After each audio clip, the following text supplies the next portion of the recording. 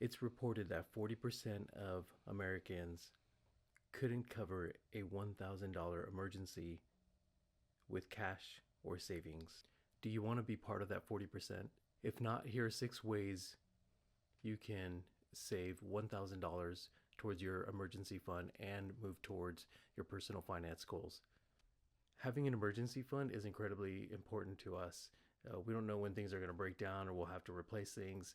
So for us, having that safety net is incredibly important. Hi, my name is Jason Romero. My wife and I got out of $166,000 of non-mortgage debt.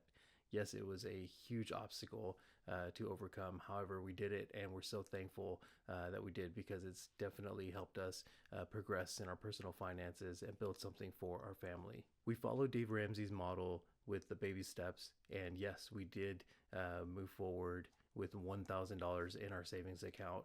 And although that was very uncomfortable, it's something that we had to do in order to move on to the next step, which was completely eliminate $166,000 of non-mortgage debt. Because we got on the same page and we budgeted $1,000, yes, was uncomfortable, but we knew that we were not going to stay there, that we were going to finish paying off this debt.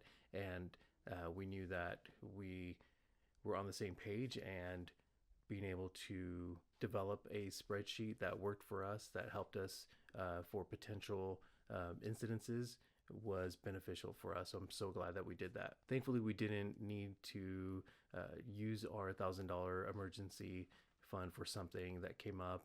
And thankfully, we also utilize sinking funds throughout the process. So that definitely helped us to be prepared when tags or oil changes came up, or we needed something that we knew was going to go out.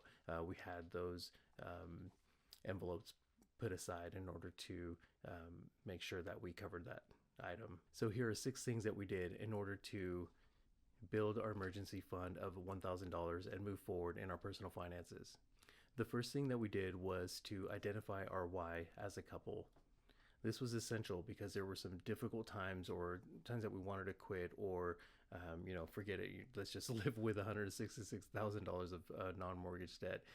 So figuring out why we wanted to do it was so essential for us to move forward in our personal finances. The second thing that we did was to get on the same page as a couple. You see, in the relationship, I am the nerd. I love spreadsheets. I love numbers. And so I like to see things that are in order and organized and very functional. That way we know how to achieve our goals and get things done. Thankfully, my wife is not like that. She's definitely more of the free-spirited type. And so I'm glad she's not like me. And so I'm very thankful for that. But we were able to get on the same page and really wrestle through conversations and figure out why and how we can move forward on the same page. Third thing that we did was learn to say no. When we took premarital classes, we talked about doing the Dave Ramsey plan and moving forward in our personal finances and chopping down that debt. So we knew we were going to take an amazing honeymoon and enjoy it, not worry about any of the debt that we had. We were just going to enjoy being together. And so that was really awesome for us. And it was a special time for us to just celebrate our marriage. And so, however, when we got back, we knew it was going to be game time in order to chop down that debt. Thankfully, we learned to say no, and we're able to delay gratification and just enjoy building that muscle, because it's so easy to fall into materialistic things and buy this or that, or I want it now mentality. And you know what? I'm glad that we didn't. I'm glad that we just said no, and delayed gratification was something that we embraced, and now we get to splurge.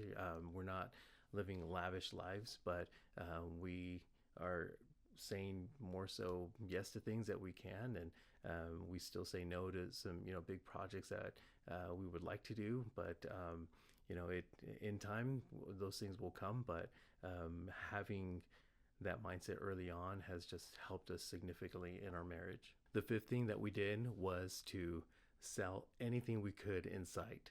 We looked at our apartment and we started asking, okay, what can be sold? What haven't I used in this last month or 6 months, or what haven't I even opened? And so we looked at things from an objective lens, and we wanted to make sure that we can maximize our finances and cover our debts. And so I sold my drum set. I put it on. I don't even know what it was, but I ended up selling my drum set and parts, and with the cases. And I've had that since I was probably like 15, 16 years old. And so to me, it was a heavy hit, but I knew it was for a greater purpose. Random things that we ended up finding. I know that my wife sold some purses and some clothes, and so things that we could to just build that momentum was going to be put up for sale. And so we tried to figure out anything we could to sell, and it was incredibly helpful.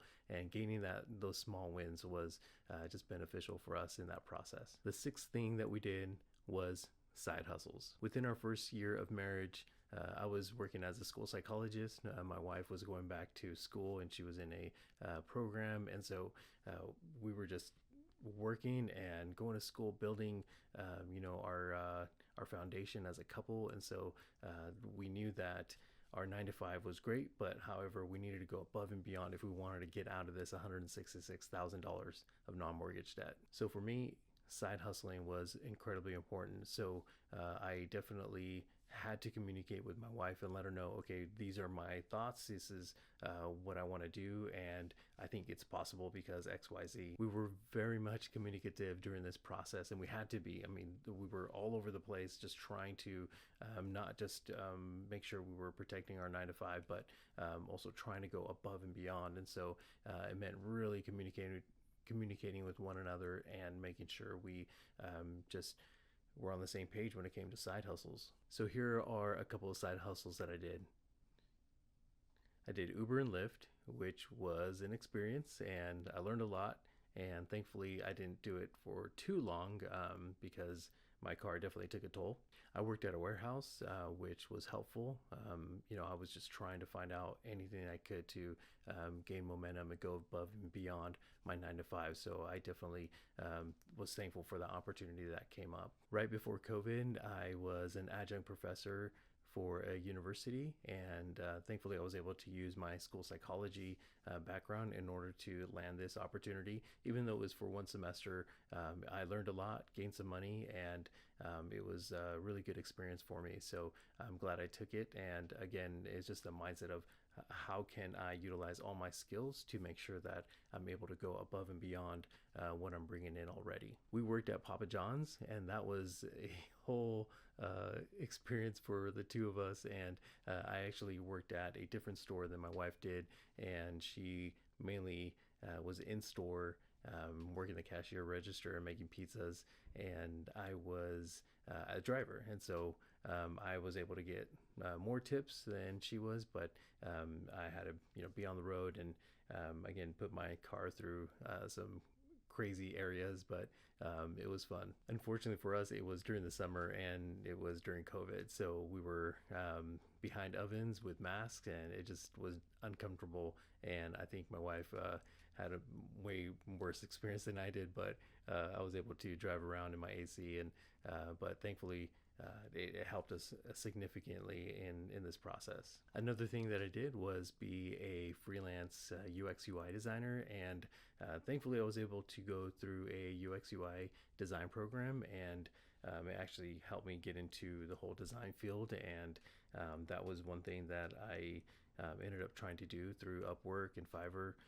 And although it wasn't as successful as Papa John's was, it definitely was an opportunity that I took, and I was new to the field at the time, so I knew I wasn't probably going to get a lot of clients, so I just needed something quick, which Papa John's I think was the best route that I took throughout this process. Throughout this process, we weren't afraid of work.